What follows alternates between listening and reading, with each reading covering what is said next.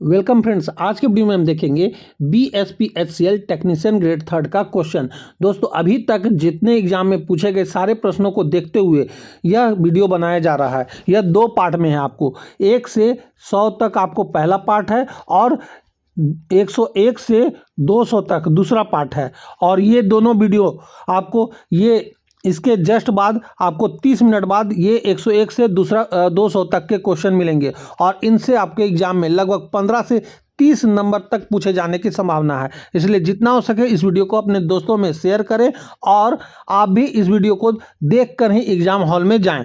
तो चलिए मैं इस वीडियो को शुरू करता हूं। आज का हमारा पहला प्रश्न है, अल्टरनेटर का कार्य सिद्धांत क्या है? तो इसका सिद्धांत होता है फैराडे का इलेक्ट्रोमैग्नेटिक इंडक्शन का नियम। हमारा अगला प्रश्न है, यहाँ दोस्तों स्पष्टीकरण है। ये आप स्पष्टीकरण को देख कर ही जाएंगे क्योंकि इससे आपके काफ़ी एग्जाम में प्रश्न पूछे जाएंगे, इसलिए इनको जरूर आप देख लेंगे। हमारा अगला प्रश्न है, एक सर्किट ब्रेकर का मुख्य कार्य क्या है? तो इसका मुख्य कार्य है ओवरलोड या शॉर्ट सर्किट की स्थिति में स्वचालित रूप से सर्किट को बाधित करना। हमारा अगला प्रश्न है, डीसी ड्राइव का उपयोग क्यों किया जाता है? तो इसका उपयोग किया जाता है डीसी मोटर की गति को नियंत्रित करने के लिए। दोस्तों, इस वीडियो से आपको लगभग 15 से 30 मार्क्स तक कवर होने की संभावना है और इस वीडियो के बाद 10-30 मिनट बाद आपको दूसरा वीडियो मिल जाएगा, इसलिए दोनों वीडियो को आप जरूर एग्जाम हॉल में घुसने से पहले देख लेंगे। हमारा अगला प्रश्न है, घरेलू उपकरणों में आमतौर पर किस प्रकार की वायरिंग का उपयोग किया गया है? तो यह किया गया है कंड्यूटिव वायरिंग का। हमारा अगला प्रश्न है, प्रदीप्ति का एसआई इकाई क्या है?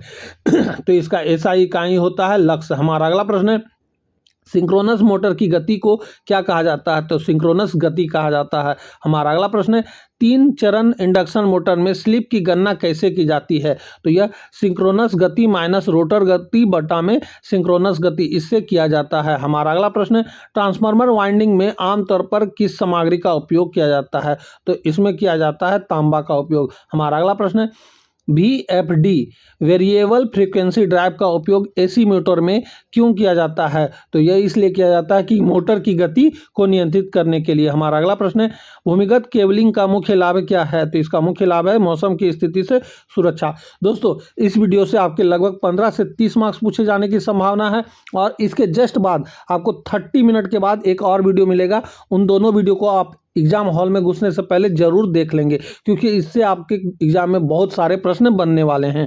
हमारा अगला प्रश्न है, एसी मशीन वाइंडिंग में लेप वाइंडिंग का उपयोग किस लिए किया जाता है? तो इसका उपयोग किया जाता है कम वोल्टेज उच्च करंट के लिए। हमारा अगला प्रश्न है, थर्मल पावर प्लांट में ऊर्जा रूपांतरण का सही क्रम क्या है? तो इसका सही क्रम होता है रासायनिक ऊर्जा, उसके बाद ऊष्मा ऊर्जा, फिर यांत्रिक ऊर्जा, फिर विद्युत ऊर्जा। ये आपको क्रम याद रखना है क्योंकि यह प्रश्न आपका एग्जाम में पूछे जाने वाला है। हमारा अगला प्रश्न है, एक single phase induction motor self starting क्यों नहीं होती है? क्योंकि यह एक पल्सेटिंग चुंबकीय क्षेत्र उत्पन्न करती है, इसलिए।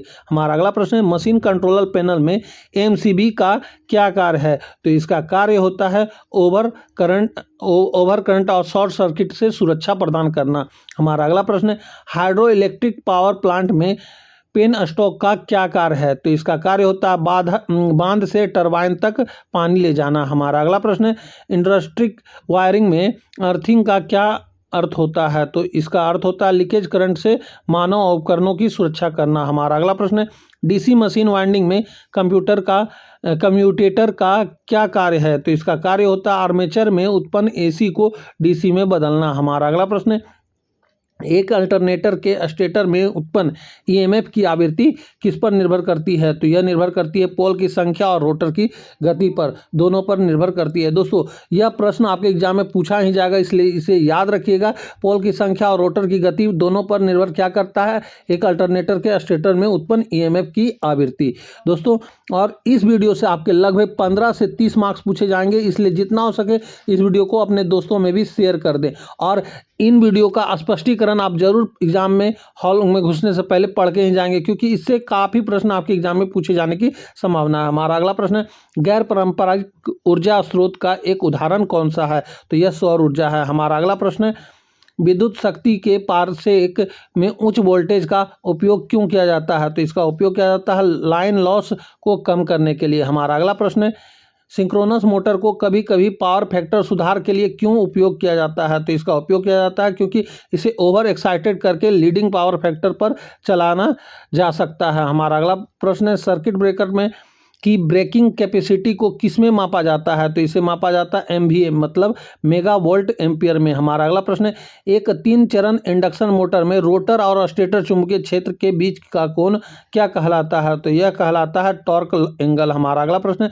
परमाणु ऊर्जा संयंत्र में नियंत्रण छड़ें किस सामग्री की बनी होती है? तो यह बनी होती है कैडमियम की। हमारा अगला प्रश्न है, डीसी मोटर में बैक ईएमएफ का क्या महत्व होता है? तो इसका महत्व होता है यह आर्मेचर द्वारा लिए गए करंट को सीमित करता है। दोस्तों, आप स्पष्टीकरण को वीडियो पॉज करके जरूर पढ़ लेंगे क्योंकि इससे काफ़ी प्रश्न आपके एग्जाम में पूछे जा रहे हैं और ये स्पष्टीकरण आपके एग्जाम के लिए काफ़ी अहमियत रखने वाला है। हमारा अगला प्रश्न है, किस प्रकार की वाइंडिंग में पोल्स की संख्या के बराबर समानांतर पथ होते हैं? तो यह है लेफ्ट वाइंडिंग में। हमारा अगला प्रश्न है, एक ऑटो ट्रांसफार्मर में कितनी वाइंडिंग होती है? तो यह होती है एक। हमारा अगला प्रश्न है, ल्यूमेन प्रति वाट किसकी दक्षता को मापता है? तो यह मापता है लेप यानी प्रकाश स्रोत को। हमारा अगला प्रश्न है, औद्योगिक नियंत्रण पैनल में एक पुश बटन किस प्रकार का स्विच है? तो यह होता है मोमेंट्री कॉन्टैक्ट स्विच। हमारा अगला प्रश्न है, विद्युत शक्ति पारसेक में कोरोना प्रभाव क्या है? तो यह प्रभाव होता है कंडक्टर के चारों ओर हवा का आयनीकरण। हमारा अगला प्रश्न है, यदि एक डीसी शंट मोटर के फील्ड वाइंडिंग खुल जाती है तो मोटर की गति क्या होगी? तो यह मोटर की गति खतरनाक रूप से उच्च हो जाएगी। हमारा अगला प्रश्न है, भूमिगत केबल में कवच का क्या उद्देश्य होता है? दोस्तों, यह क्वेश्चन आपके एग्जाम में पूछा नहीं जाएगा, इसलिए इसे याद रखिएगा कि यांत्रिक क्षति से बचाना। हमारा अगला प्रश्न है, कौन सा सर्किट ब्रेकर उच्च वोल्टेज अनुप्रयोगों के लिए सबसे उपयुक्त है? तो यह है SF6 सर्किट ब्रेकर। हमारा अगला प्रश्न है, घरेलू रेफ्रिजरेटर में किस प्रकार की सिंगल फेज मोटर का उपयोग किया जाता है? तो यह है कैपेसिटर स्टार्टर या कैपेसिटर रनर मोटर। हमारा अगला प्रश्न है, ट्रांसफार्मर कोर को लेमिनेट क्यों किया जाता है? दोस्तों, यह भी क्वेश्चन आपके एग्जाम में पूछा जाएगा, इसलिए आप इसे याद कर लीजिएगा। एडी करंट लॉस को कम करने के लिए ऐसा किया जाता है। हमारा अगला प्रश्न है, एक अल्टरनेटर में डैम्पर वाइंडिंग का क्या कार्य है? यह भी क्वेश्चन आपके एग्जाम में पूछे जाने की संभावना है। तो यह हटिंग को रोकता है। हमारा अगला प्रश्न है, एक आदर्श ट्रांसफार्मर की दक्षता कितनी होती है? तो 100% होती है। हमारा अगला प्रश्न है, 3 चरण प्रणाली में 2 फेजों के बीच वोल्टेज को क्या कहा जाता है? तो यह कहा जाता है लाइन वोल्टेज। यह भी क्वेश्चन एग्जाम में पूछे जाने की बहुत ज़्यादा संभावना है, इसलिए इसे याद रखिएगा। हमारा अगला प्रश्न है, सोडियम वेपर लैंप का रंग कैसा होता है? तो यह पीला होता है। हमारा अगला प्रश्न है, डीसी मोटर के घूमने की दिशा को कैसे उल्टा जा सकता है? तो यह या तो फील्ड वाइंडिंग या आर्मेचर कनेक्शन को उलटने के से। हमारा अगला प्रश्न है, एक स्टार्टर कनेक्टर सिस्टम में लाइन करंट और फेज करंट के बीच क्या संबंध है? तो इसका संबंध होता है IL बराबर फेज मतलब लाइन वोल्टेज बराबर फेज वोल्टेज। हमारा अगला प्रश्न है, न्यूक्लियर रिएक्टर में मॉडरेटर का क्या कार्य होता है? तो इसका कार्य होता है तेज गति वाले न्यूट्रॉनों को धीमा करना। हमारा अगला प्रश्न है, किस प्रकार की वायरिंग अस्थायी प्रतिष्ठानों के लिए सबसे उपयुक्त है? तो यह है क्लिट वायरिंग।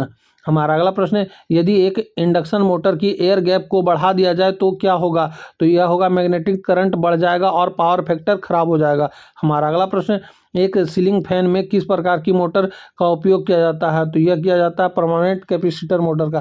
दोस्तों, इस वीडियो से आपके लगभग 15 से 30 मार्क्स पूछे जाने की संभावना है और इस वीडियो के जस्ट 30 मिनट बाद ही आपको दूसरा वीडियो मिल जाएगा और ये दोनों वीडियो आप एग्जाम देने से पहले एक बार जरूर देख कर जाएं क्योंकि इससे आपके एग्जाम में काफ़ी प्रश्न मिलने वाले हैं। हमारा अगला प्रश्न है, ट्रांसमिशन लाइन में से किस पर निर्भर नहीं करता है? तो ये लाइन करंट पर निर्भर नहीं करता है। हमारा अगला प्रश्न है, डीसी जनरेटर में आर्मेचर रिएक्शन का प्रभाव क्या होता है? तो यह होता है यह मुख्य फील्ड फ्लक्स को विकृति और कमजोर करता है। हमारा अगला प्रश्न है, VFD वेरिएबल फ्रीक्वेंसी ड्राइव में इंडक्शन मोटर की गति को नियंत्रित करने के लिए क्या बदला जाता है? तो यह बदला जाता है वोल्टेज और आवृत्ति दोनों को। हमारा अगला प्रश्न है, कौन सा उपकरण डीसी को मापने के लिए इस्तेमाल नहीं किया जा सकता है? तो यह है इंडक्शन टाइप मीटर। हमारा अगला प्रश्न है, ट्रांसफार्मर की ब्रीदर का क्या कार्य है? तो इसका कार्य होता है ट्रांसफार्मर के अंदर नमी में प्रवेश को रोकना। हमारा अगला प्रश्न है, HRC फ्यूज का फ्यूजिंग फैक्टर क्या होता है? तो यह होता है 1.1। हमारा अगला प्रश्न है, इंसुलेशन प्रतिरोध को मापने के लिए किस उपकरण का उपयोग किया जाता है? तो यह किया जाता है मेगर का। हमारा अगला प्रश्न है, तेल से भरे ट्रांसफार्मर में सुरक्षा के लिए उपयोग की जाने वाली बुकोल्ज रिले कहाँ स्थापित की जाती है? तो यह मुख्य टैंक और कंजर्वेटर के बीच में स्थापित किया जाता है। हमारा अगला प्रश्न है, SCR में कितने टर्मिनल होते हैं? तो यह 3 टर्मिनल होते हैं। हमारा अगला प्रश्न है यूनिवर्सल मोटर की गति को कैसे नियंत्रित किया जा सकता है? तो यह किया जाता है फील्ड फ्लक्स को बदलकर आर्मेचर के साथ श्रेणी में प्रतिरोध जोड़कर सेंट्रीफ्यूगल मैकेनिज्म का उपयोग करके। हमारा अगला प्रश्न है अर्थ टेस्टर का उपयोग क्या मापने के लिए किया जाता है? तो यह अर्थ इलेक्ट्रोड का प्रतिरोध मापने के लिए किया जाता है। सौर सेल का मुख्य रूप से किस सामग्री से बने होते हैं? तो यह सिलिकॉन का बना होता है। हमारा अगला प्रश्न एक डेल्टा कनेक्टेड सिस्टम में लाइन वोल्टेज और फेज वोल्टेज के बीच का क्या संबंध होता है? तो इसके बीच संबंध होता है लाइन वोल्टेज बराबर फेज वोल्टेज होता है। हमारा अगला प्रश्न है AC और DC दोनों को मापने के लिए कौन सी मीटर का उपयोग किया जाता है? तो यह मूविंग आयरन मीटर का उपयोग किया जाता है। हमारा अगला प्रश्न ट्रांसमिशन लाइनों में स्किन इफेक्ट के कारण क्या होता है? तो यह करंट कंडक्टर की सतह पर अधिक प्रभावित होता है। हमारा अगला प्रश्न टेरिक ट्रायड फॉर अल्टरनेटिंग करंट का मुख्य कार्य क्या है? तो इसका मुख्य कार्य है AC पावर को नियंत्रित करना। हमारा अगला प्रश्न वायरिंग की लूपिंग इन प्रणाली में उपकरणों कहाँ जुड़े होते हैं? तो यह जुड़ा होता है सॉकेट आउटलेट से समानांतर में। हमारा अगला प्रश्न भारतीय बिजली नियम के अनुसार मानव सुरक्षा के लिए उपकरण की बॉडी और अर्थ के बीच अधिकतम स्वीकार्य प्रतिरोध कितना होता है? तो यह होता है 1 ओम। हमारा अगला प्रश्न डीजल पावर प्लांट में टर्बाइन को घुमाने के लिए किसका उपयोग किया जाता है? तो इसका उपयोग डीजल इंजन के लिए किया जाता है। एक स्टेप अप ट्रांसफार्मर क्या बढ़ता है? तो यह बढ़ता है वोल्टेज। हमारा अगला प्रश्न एक capacitor starter single phase motor में कैपेसिटर किस वाइंडिंग के साथ श्रेणी में जुड़ा होता है? तो यह जुड़ा होता है स्टार्टिंग वाइंडिंग के साथ। हमारा अगला प्रश्न है लेड एसिड बैटरी के इलेक्ट्रोलाइट में क्या होता है? तो यह होता है सल्फ्यूरिक एसिड और डिस्ट्यूट वाटर। हमारा अगला प्रश्न है कौन सा रिले ट्रांसफार्मर की आंतरिक गड़बड़ियों को से बचाता है? तो यह बुकोज रिले बचाता है। हमारा अगला प्रश्न किसी लैप ल्यूमिनस एफिशिएंसी की इकाई क्या है? तो यह होता है ल्यूमेन पर वाट। हमारा अगला प्रश्न एक सिंक्रोनस मोटर की गति को बदलकर क्या नियंत्रित किया जा सकता है? तो यह सप्लाई आवृत्ति। हमारा अगला प्रश्न DC मशीनों में इंटरपोल का मुख्य उपयोग किया जाता है। तो यह किया जाता है कम्युनिकेशन में सुधार करने और स्पार्किंग को कम करने के लिए। दोस्तों यह वीडियो आप लोगों के लिए काफ़ी महत्वपूर्ण होने वाला है क्योंकि इससे आपके एग्जाम में लगभग 15 से 30 मार्क्स तक पूछे जाएंगे। इसलिए जितना हो सके इस वीडियो को डिटेल में आप देखें और स्पष्टीकरण को वीडियो पॉज कर करके देखते चलेंगे आप। हमारा अगला प्रश्न इलेक्ट्रिक ट्रैक्शन में किस प्रकार की मोटर का व्यापक रूप से उपयोग किया जाता है? तो यह किया जाता है DC सीरीज मोटर का। हमारा अगला प्रश्न यदि 3 चरण इंडक्शन मोटर केवल 2 फेजों पर चलती है तो इस स्थिति को क्या कहते हैं? तो सिंगल फेजिंग कहा जाता है। हमारा अगला प्रश्न पावर इलेक्ट्रॉनिक्स में इन्वर्टर का क्या कार्य है? तो इसका कार्य होता है DC को AC में बदलना। हमारा अगला प्रश्न पावर फैक्टर को मापने के लिए किस उपकरण का उपयोग किया जाता है? तो यह किया जाता है पावर फैक्टर मीटर का। हमारा अगला प्रश्न एल्युमिनियम कंडक्टर की तुलना में तांबे के कंडक्टर का मुख्य लाभ क्या है? तो इसका मुख्य लाभ है इसकी चालकता अधिक होती है। हमारा अगला प्रश्न घरेलू वायरिंग में स्विच को हमेशा किस तार पर लगाया जाता है? तो यह फेज तार पर लगाया जाता है। हमारा अगला प्रश्न किस केबल में इंसुलेशन की मोटाई किस पर निर्भर करता है?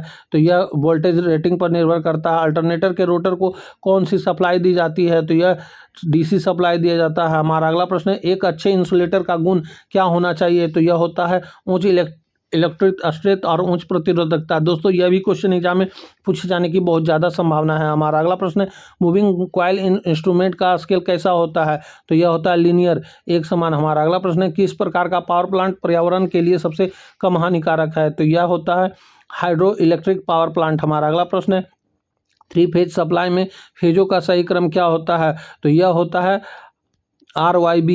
दोस्तों यह भी क्वेश्चन एग्जाम में पूछे जाने की बहुत ज़्यादा संभावना है। हमारा अगला प्रश्न एक ट्रांसफार्मर में कौन सा लॉस लोड के साथ बदलता है? तो यह है कॉपर लॉस। हमारा अगला प्रश्न मेगर का कार्य सिद्धांत क्या है? तो इसका मूविंग कॉइल इंस्ट्रूमेंट होता है। हमारा अगला प्रश्न एक आदर्श करंट सोर्स का आंतरिक प्रतिरोध क्या होता है? तो यह होता है अनंत। हमारा अगला प्रश्न स्टार कनेक्शन में लाइन वोल्टेज और फेज वोल्टेज में क्या संबंध होता है? तो यह होता है लाइन वोल्टेज बराबर √3 फेज वोल्टेज। दोस्तों यह क्वेश्चन आपके एग्जाम में पूछा ही जाएगा। ये फार्मूला है, इसको आप याद रखिएगा। हमारा अगला प्रश्न है यदि किसी DC जनरेटर की गति बढ़ा दी जाए तो उत्पन्न EMF पर क्या प्रभाव पड़ेगा? तो यह बढ़ेगा। हमारा अगला प्रश्न है सर्किट में फ्यूज का उद्देश्य क्या होता है? तो यह होता है अत्यधिक करंट से सुरक्षा प्रदान करना। दोस्तों यह भी क्वेश्चन एग्जाम में पूछे जाने की संभावना है।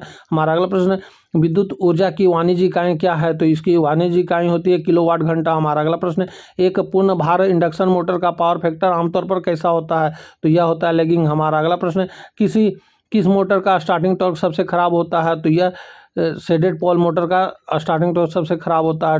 ट्रांसमिशन लाइन इंसुलेटर आमतौर पर किस सामग्री का बना होता है? तो यह बना होता है पोर्सिलिन का। हमारा अगला प्रश्न है, वाट मीटर क्या मापता है? तो यह पावर मापता है। हमारा अगला प्रश्न है, परमाणु ऊर्जा संयंत्र में श्रृंखला अभिक्रिया को कौन नियंत्रित करता है? तो यह नियंत्रित छड़ करता है, नियंत्रक छड़। हमारा अगला प्रश्न है, कौन सा नियम बताता है कि प्रेरित ईएमएफ की दिशा हमेशा उस कारण का विरोध करती है जिससे उसे उत्पन्न किया है?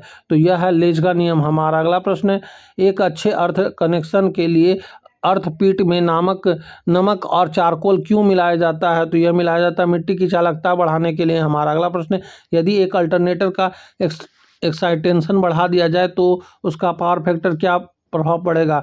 तो कम लैगिंग और यूनिट की ओर बढ़ेगा, फिर लीडिंग हो जाएगा। हमारा अगला प्रश्न है, एक CRO कैथोड रे ऑसिलोस्कोप का उपयोग क्या देखने के लिए किया जाता है? तो यह किया जाता है वोल्टेज या करंट का वेव फॉर्म को देखने के लिए। हमारा अगला प्रश्न है, DC मशीन के योग का मुख्य कार्य क्या है? तो इसका मुख्य कार्य है चुंबकीय पथ को पूरा करना और मशीन को यांत्रिक सुरक्षा देना। तो दोस्तों यहीं पे हमारा यह वीडियो समाप्त होता है।